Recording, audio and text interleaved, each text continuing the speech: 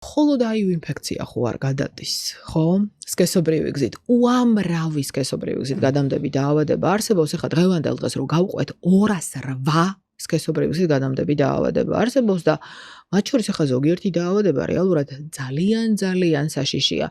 გარდა იმისა, რომ ისინი ვთქვათ იწვევენ სერიოზულ დისკომფორტს, სერიოზულ ზეგავლენას პოტენციალზე, შესაძლებელია იყვნენ მიზეზები პირველადი უნაყოფობის, ძალიან სერიოზული ჯანმრთელობის პრობლემა შექმნან, ამავე დროს ზოგიერთი მათგანი შეიძლება ონკოლოგიური, ასე ვთქვათ, განწყობა გამოიწვიონ და სამომავლოდ ონკოპათოლოგიის მიზეზები იყვნენ.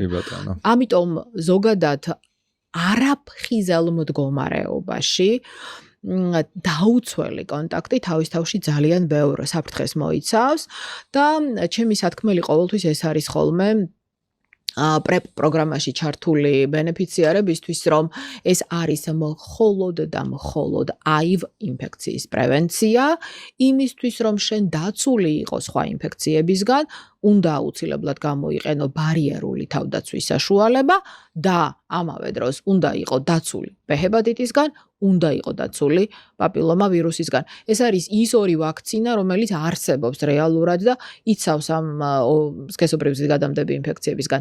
დანარჩენი ვთქვათ სიფილისზე, გონორეაზე, ქლამიდიაზე, ურეაპლაზმაზე და კიდე უამრავ სქესობრივი გზით გადამდები დაავადებისგან უბრალოდ ვაქცინა არ არის შექმნილი, ამიტომ არსებობს ეს ბარიერული თავდაცვის საშუალება.